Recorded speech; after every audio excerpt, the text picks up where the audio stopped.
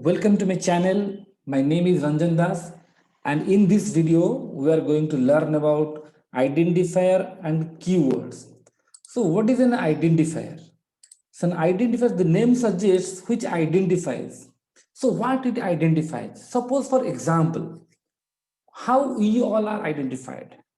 So, we all are identified by our names. We all have names. So, simply, I can say, identifier is a name. So to identify variable, function or classes. So if you want to identify variables, variable must have a name. If you want to identify function, function must have a name. Class must have a name. Simply it is a name assigned to variable, function, class, list, tuple, set, etc.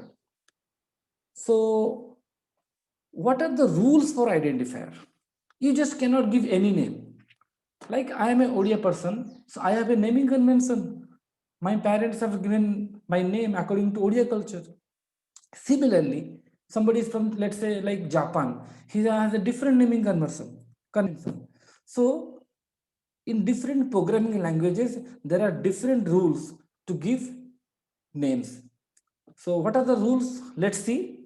The first rule is like it can be a combination of alphabets, digits, and only one special symbol, that is underscore. So except underscore, you cannot have any special character in an identifier. Let us see the practical. Suppose for example, I write here roll underscore number equals to 10. It is absolutely valid. I like to say age equal to 20. Absolutely valid. No problem at all. Let's say I write here area 5 equal to 100, because it can contain digit also. The alphabets, digits, and only one special symbol underscore. Suppose I will write here let's say height of student. Height of student equal to, let's say, 5. So is it valid? No. Why? Because I told you that only one special symbol is allowed, and that is underscore. Except underscore, you cannot have any other special characters because we have given here space. So this is not allowed. So let us see the second rule. What the second rule says? The second rule is like it must start with an alphabet or underscore. It cannot start with any other character. It must start with alphabet or underscore. For example, let's see. I write here 5 age equal to 20. Is it valid? No. This is not valid at all. Why? Because it starts with a digit. It must start with either alphabet or underscore. Suppose, for example, I write here underscore volume equals to, let's say, 100. Absolutely valid. No problem at all.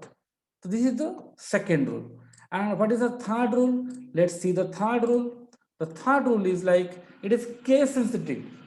So Python, the names are case sensitive. Identifiers are case sensitive. Let us see example. Case sensitive means the capital letter and small letters are treated differently. How? Suppose for example, I write here capital A equal to 10. I let small a equal to 10. So they are different. If you like capital A, its value is 10. Small a, it's also 10. But they are different. Suppose, for example, I write small a equal to 20, let's say. What will happen? Small a equals to 20. Then small a value is 20. But what is capital A? It's 10. So these names are case sensitive. Uppercase and lowercase letters are different. The next rule, what is the next rule? The next rule is rule number 4. Keywords cannot be used as identifiers. So what does it mean? What is the keyword? We'll just discuss very soon. Keywords are some reserved words. Every language, every programming language has certain keywords. They have some specific meaning. So their meaning cannot be changed. For example, I write here for equal to 10. This is not allowed. Why? Because for is a keyword. But can I write FOR equal to 10? Yes, absolutely. Because lowercase letter, uppercase letter are different. So lowercase letter for FOR, that is a keyword. Its meaning is fixed. So you cannot use it for as an identifier, but capital F are absolutely valid. So their meaning is different. And what is the next rule? The next rule is it can have any length. So you can have any length for identifier, but normally we should not use a very big name because it will be difficult to remember, and it may produce also, if you rewrite it sometimes you may like spelling mistake, it may occur. Suppose for example, I like the variable name, let's say let me check a big name here.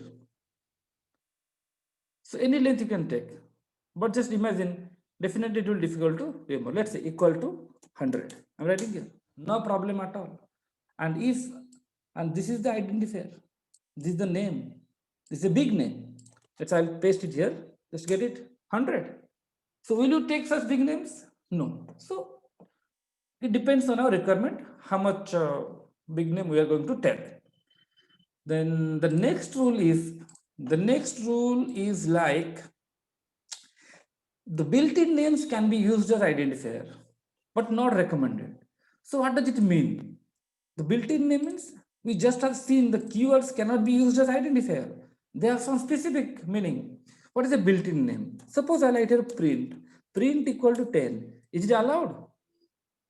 We have we created a print, or print is already created? Already created, already defined. So if write print equal to 10, this is absolutely allowed. But keywords cannot be used. But this is a built-in name. There is a difference between keyword and built-in name. And you can see the color. The color of for is different, color of print is different. So print can be used as identifier. Suppose I write here print. Now see, it's 10. But what is the job of print? The original job of print is to print, display. But I am changing the meaning. I have changed. Suppose for example, I write here print hello.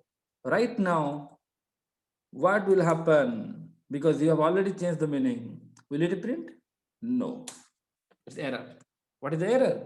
The error is like int object is not callable because you have made print as an integer.